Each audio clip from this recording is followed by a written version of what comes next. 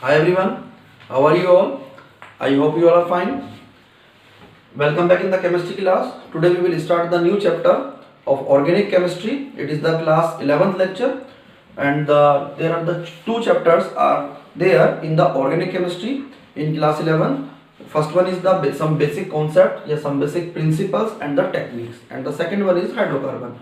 But in this case, in this year, in this chapter, techniques portion has also been deleted. Therefore, you have to only study some basic principles in this chapter. Technique वाला portion इस साल के लिए cut गया है due to the कोविड-19 because CBSE has reduced the syllabus. That's why he has to reduce the portion of techniques. And it is the lecture number 1. First topic is introduction. Basically, all the compounds of the carbon except carbon monoxide, carbon dioxide, metal carbonates जैसे आपका calcium carbonate होता है या bicarbonates और साइनेट्स को भी बोल सकते हैं जिसमें CnO ग्रुप होता है, उनको छोड़कर all the compounds of carbon are known as the organic compound. एक बहुत कंफ्यूजन सा होता है बच्चों को भी, सारे कंपाउंड्स को काउंट करते हैं, सारे कंपाउंड जनरली हैं कार्बन के organic compound, but few are left.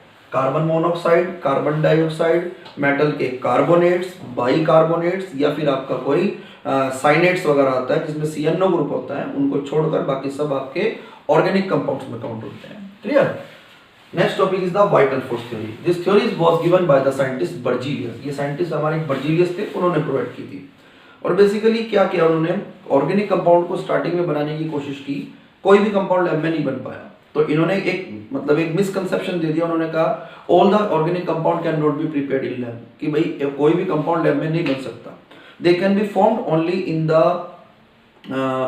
Organs of plants and animals by some mysterious force. वो सिर्फ प्लांट्स और एनिमल्स के ऑर्गन्स में बनते हैं, बाय सम मिस्टीरियस फोर्स बनते हैं। कोई स्पेशल टाइप का फोर्स होता है जिससे बनते हैं, that is force is known as vital force, and this force is not present in the lab. और ये लैब में है नहीं, इसलिए उन्होंने इस तरह से थ्योरी बना दी वाइटल फोर्स थ्योरी। कुछ साल तक चलती भी नहीं सही। जब कुछ साल हो गए तो उन्हीं के एक स्टूडेंट थे फ्रेडरिक वॉलर, उन्होंने एक ऑर्गेनिक कंपाउंड लैब में बनाया था, that is called urea. Urea नाम का कंपाउंड बनाया था, वो भी बाई चांस बन गया था, उन्हें पता नहीं था कि ऑर्गेनिक बनेगा ही बनेगा। उन्होंने क्या किया, बेसिकली अमोनियम साइनेट को हिट किया और बाई चांस की बात है हिट करने से यूरिया कंपाउंड बना। अमोनियम साइनेट जो कि एक इनऑर्गेनिक कंपाउंड था, हिटिंग करने पे यूरिया बन गया, तो which is an organic compound. तो इन्होंने क्लू बना दिया, हिंट दे दिया हमें कि भाई ऑर्गेनिक कंपाउंड तो लैब में बन सकते हैं। तो ये थ्योरी हमारी फेल हो गई। After some time many other scientist prepare many other compound. किसी ने एसिटिक एसिड बना दिया, किसी ने मीथेन बना दिया, किसी ने बेंजीन बना दी। तो फाइनली ये डिसाइड हो गया कि भाई ऑर्गेनिक कंपाउंड तो बन सकते हैं लैब में, कोई वाइटल फोर्स की थ्योरी की जरूरत नहीं है, कोई वाइटल फोर्स रिक्वायर्ड नहीं है, और ऐसा नहीं है कि प्लांट्स और एनिमल्स के ऑर्गन्स में ही बनेंगे, वहां पे भी बनते हैं, बट वो लैब में भी बन सकते हैं। Therefore vital force theory becomes completely failed. अब हम मॉडर्न डेफिनेशन की तरफ मूव करते हैं। Modern definition of organic compound, तो बेसिकली हमने किन कंपाउंड्स को कहा, all the compounds of the hydrocarbons and their derivative. जितने हाइड्रोकार्बन कंपाउंड्स हैं और उनके डेरिवेटिव्स हैं, उन सबको हम बोलते हैं ऑर्गेनिक कंपाउंड। एल्केन्स आप जानते ही होंगे, हाइड्रोकार्बन्स में एल्केन, एल्कीन, एल्काइन आते हैं, और उसमें भी सैचुरेटेड अनसैचुरेटेड में डिवाइड करेंगे, वो हम थोड़ा आगे की क्लास में डिस्कस करेंगे। बेसिकली जो भी हाइड्रोकार्बन्स है वो, या एल्केन्स को सिंपल एल्केन्स और उनके डेरिवेटिव्स को हम ऑर्गेनिक कंपाउंड्स कहते हैं। Next is the tetravalency of carbon atom. बड़े छोटे छोटे से टॉपिक हैं, बहुत इंपॉर्टेंट टॉपिक है। आप जितनी भी ऑर्गेनिक केमिस्ट्री करोगे, सब कार्बन कंपाउंड्स की टेट्रावैलेंसी होती है। टेट्रा मींस 4, कार्बन की 4 वैलेंसी होती है, उसको 4 बॉन्ड बनाने ही बनाने हैं, either by single bond, either bye double bond और बाय ट्रिपल बॉन्ड। कभी भी ऐसा नहीं है कि देखोगे आप कोई केस जिसमें कार्बन का ऑक्टेट ही कंप्लीट ना हो, कार्बन का ऑक्टेट जरूर कंप्लीट होगा। Next is the structural representation of organic compound. ये स्ट्रक्चर रिप्रेजेंटेशन कैसे करते हैं, कई मेथड्स हैं हमारे पास। जैसे नंबर 1 है complete structure formula, second is condensed structure formula, third one is bond line formula, and fourth is the polygon formula method. कई हमारे मेथड्स हैं, जिसमें सबसे पहला मेथड आता है कंप्लीट स्ट्रक्चर फॉर्मूला। इसमें हम क्या करते हैं, all the bonds of carbon, hydrogen, oxygen can be represented. सारे बॉन्ड्स को रिप्रेजेंट करते हैं, कोई भी बॉन्ड हिडन नहीं रखना। जैसे आपको इथेन दिखाना है तो कार्बन कार्बन का भी बॉन्ड दिखाओगे, आप कार्बन हाइड्रोजन के भी बॉन्ड सारे शो करोगे। इथीन दिखाना है तो डबल बॉन्ड भी दिखाओगे, कार्बन कार्बन और जितने CH बॉन्ड्स हैं वो भी दिखाने हैं। सिमिलरली इथाइन दिखाने के लिए भी ये काम करना है, मिथेनॉल में भी ये काम करना है। Next is the condensed structure formula. ज्यादातर हमारा ये वाला मेथड यूज होता है। कंडेंस्ड स्ट्रक्चर फॉर्मूले में हम क्या करते हैं, जो भी आपके मेन बॉन्ड्स हैं वो जनरली हम रिप्रेजेंट कर देते हैं। जैसे कार्बन कार्बन के बॉन्ड दिखा दो, कहीं पर कार्बन हाइड्रोजन आ जाए, ऑक्सीजन आ जाए, तो जो स्पेशल से बॉन्ड होंगे बस वो दिखाएंगे, बाकी नहीं दिखाते। ज्यादातर यही मेथड यूज होता है। जैसे आपको इथेन दिखाना है, then we always write CH3CH3। Ethene दिखाना है, then we always write CH2 double bond CH2। Similarly for ethyne CH triple bond CH, ये आपको दिखाना है। इसी तरह से और भी दिखा सकते हो, कार्बन की चेन लॉन्ग भी हो सकती है।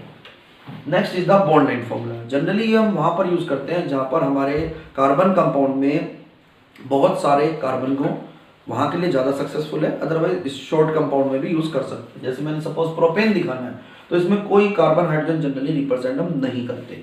करना क्या होता है, ये जो कार्बन के ये जो कॉर्नर्स दिखा दिए हमने यहाँ पर, जितने कॉर्नर्स हैं उतने कार्बन काउंट होते हैं। सिंगल बॉन्ड है कार्बन कार्बन के बीच में, बस बॉन्ड दिखा दिया। ब्यूटेन आपको दिखाना है तो आपने क्या करना है, बस ये 4 कार्बन के टर्न्स दिखा दो, जितने कॉर्नर्स हैं उतने कार्बन हैं, therefore it is called as the butane. अब सपोज इसी तरह से ब्यूटीन दिखाना है आपको, कार्बन नंबर 1 और 2 के बीच में डबल बॉन्ड शो करना है, तो कार्बन नंबर 1 और 2 के बीच में हमने बस एक डबल बॉन्ड दिखा दिया, that is called butene. Similarly butyne आपको शो करना है, तो आप ब्यूटाइन के लिए 1-2 कार्बन के बीच में यहाँ पर एक ट्रिपल बॉन्ड बना दो, ट्रिपल बॉन्ड बनते ही आपका ब्यूटाइन हो गया। सिमिलरली प्रोपेनॉल बनाना है आपको, 1 कार्बन पे ओल है, 1 2 3, इस तरह से आप 3 कार्बन की चेन बनाओ, उसी पे OH दिखा दो। अब OH को छोड़ना नहीं है, एक फंक्शनल ग्रुप है, अलग टाइप का कंपाउंड आ रहा है, खाली कार्बन वाला नहीं है, उसे हमने छोड़ सकते थे।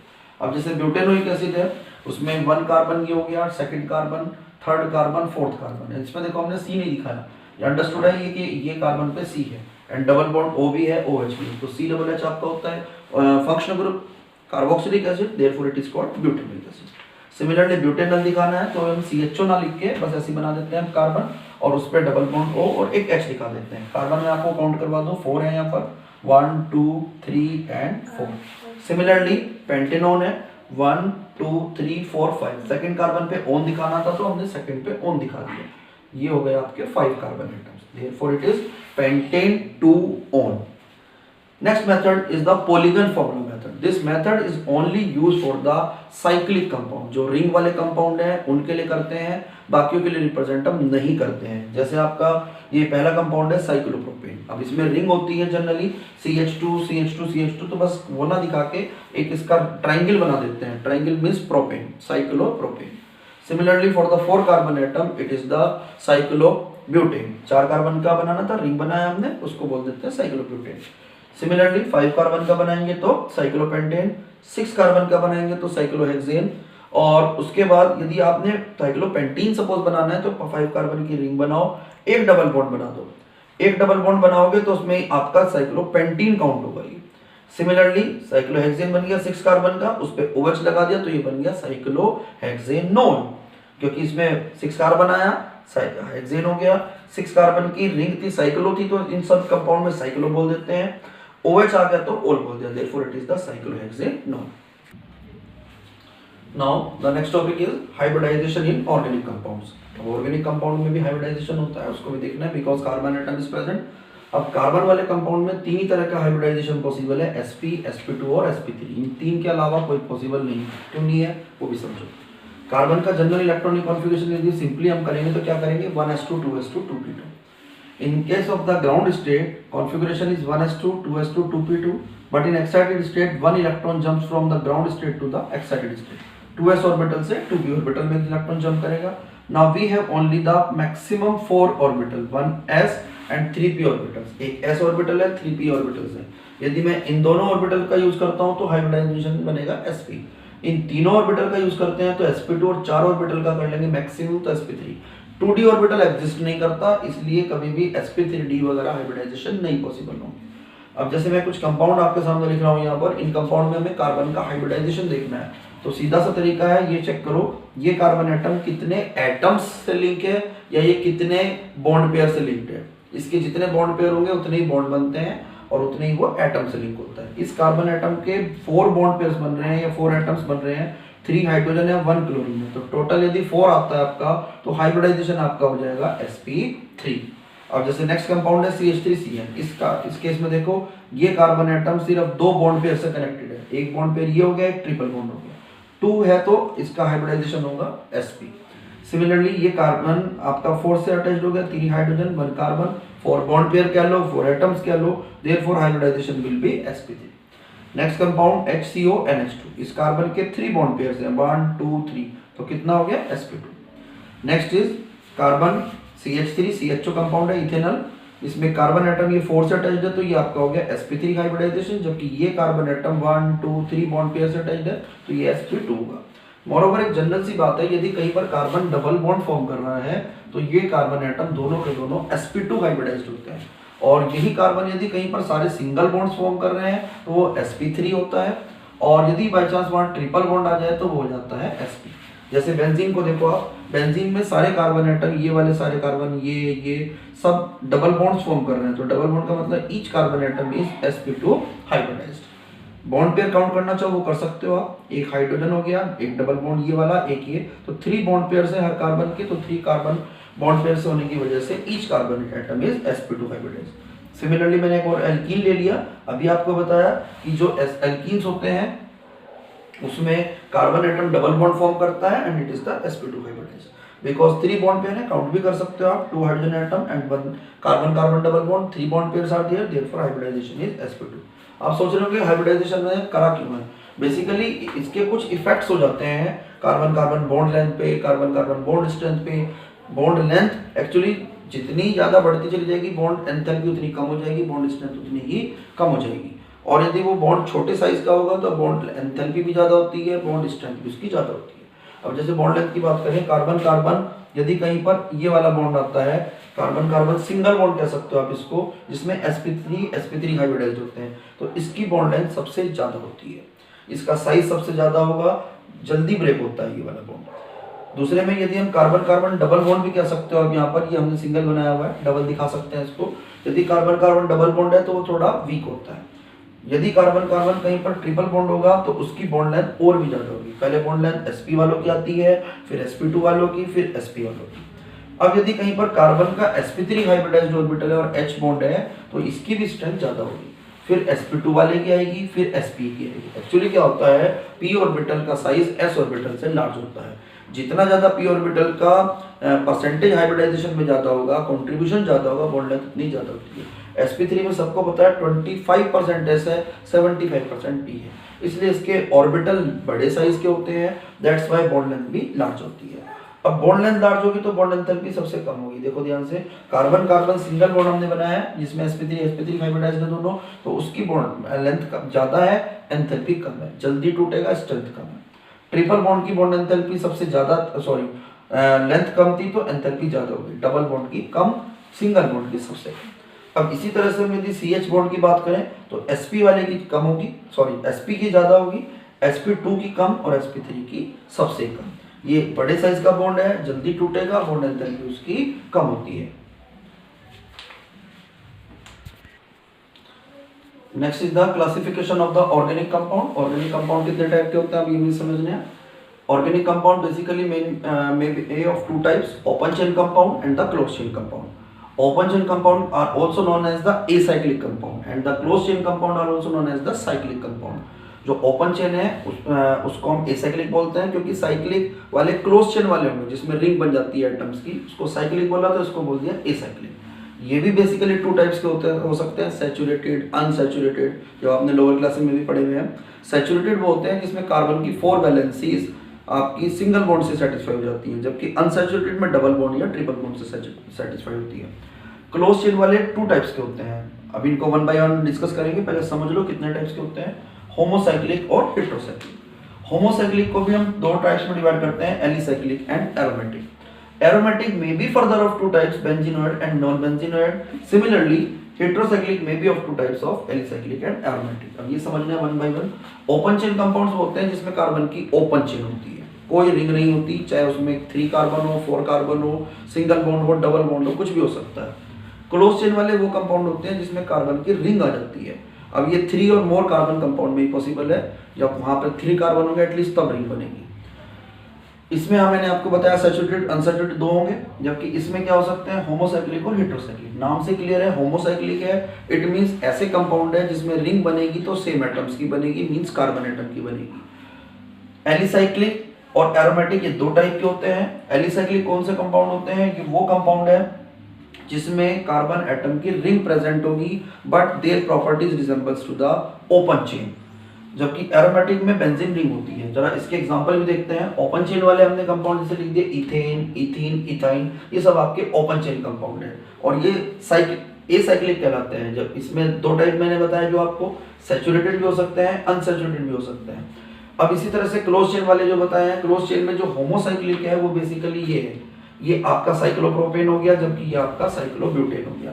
ये होमोसाइक्लिक के ही एग्जांपल है जिसमें रिंग होगी, सेम कार्बन एटम्स की होगी, दूसरा कोई अदर एटम नहीं होना चाहिए।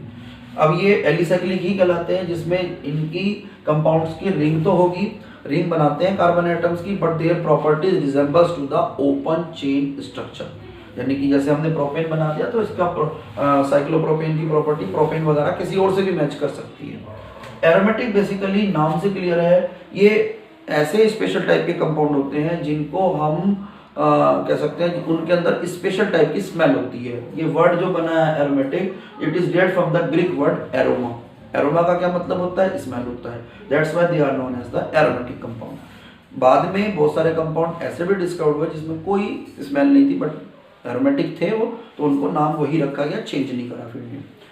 एरोमेटिक में भी दो टाइप्स होते हैं, बेंजीनोइड और नॉन बेंजीनोइड। बेंजीनोइड वाले में आप कह सकते हो वो कंपाउंड होते हैं जिसमें एटलीस्ट वन बेंजीन रिंग होगी, दो भी बेंजीन रिंग हो सकती है। जैसे मैंने आपके सामने कंपाउंड बनाया बेंजीन, ये फिनोल है हमारा, क्लोरोबेंजीन, ब्रोमोबेंजीन, ये सब आपके बेंजीनोइड के ही एग्जांपल्स आते हैं ये वाले, ठीक है ना।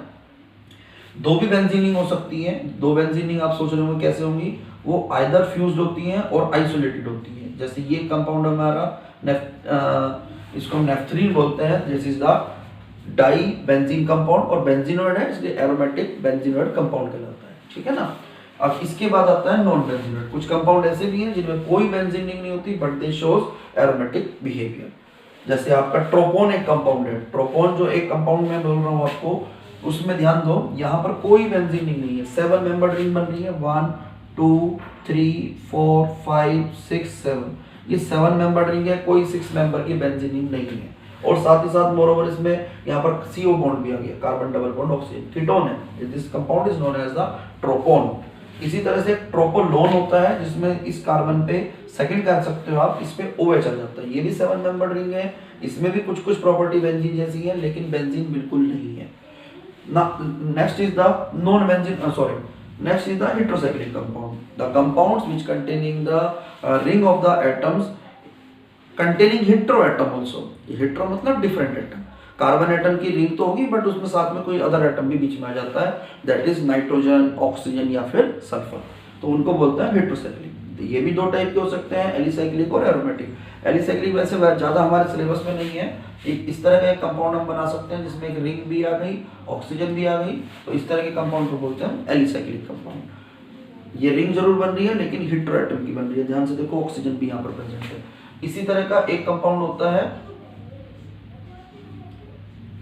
इसको बोलते हैं हम कंपाउंड को टेट्राहाइड्रोफ्यूरान। रिंग आ रही है लेकिन इसकी प्रॉपर्टी ओपन चेन वालों से भले मैच करती रहे ये, लेकिन जो कंपाउंड है इसमें हेटेरोएटम आ गया रिंग में, तो इसको बोलते हैं एलिसाइक्लिक।